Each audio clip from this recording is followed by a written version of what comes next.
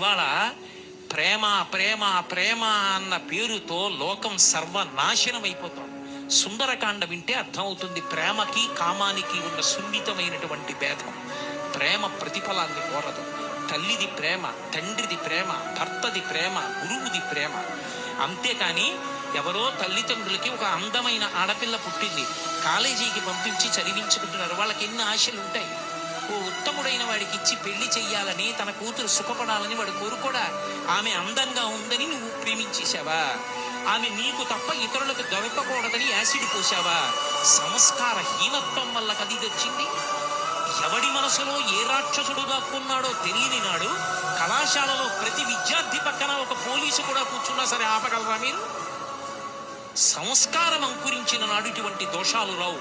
రామాయణం పాఠ్యాంశాల్లోంచి ఎప్పుడు తీసివేయబడిందో, రామాయణ ప్రబోధం ఎప్పుడు పోయిందో, ఇంట్లో రామాయణం పుస్తకాలు ఉండడం ఎప్పుడు తగ్గిపోయిందో, తల్లిదండ్రులు రామాయణం గురించి బిడ్డలతో మాట్లాడడం ఎప్పుడు పోయిందో, అప్పుడు ఇటువంటి విపరీతాలన్నీ పుట్టుకొచ్చాయి.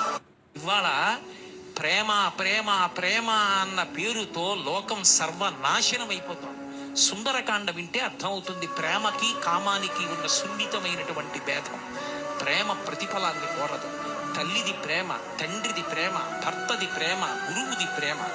అంతేకాని ఎవరో తల్లిదండ్రులకి ఒక అందమైన ఆడపిల్ల పుట్టింది, కాలేజీకి పంపించి చదివించుకుంటున్నారు. వాళ్ళకి ఎన్ని ఆశలు ఉంటాయి. ఓ ఉత్తముడైన వాడికి ఇచ్చి పెళ్లి చెయ్యాలని, తన కూతురు సుఖపడాలని వాడు కోరుకోడా? ఆమె అందంగా ఉందని నువ్వు ప్రేమించేశావా? ఆమె నీకు తప్ప ఇతరులకు దొరకకూడదని యాసిడ్ పోసావా? సంస్కార హీనత్వం వల్ల కది వచ్చింది. ఎవడి మనసులో ఏ రాక్షసుడు దాక్కున్నాడో తెలియని నాడు కళాశాలలో ప్రతి విద్యార్థి పక్కన ఒక పోలీసు కూడా కూర్చున్నా సరే ఆపగలరా మీరు? సంస్కారం అంకురించిన నాడు ఇటువంటి దోషాలు రావు.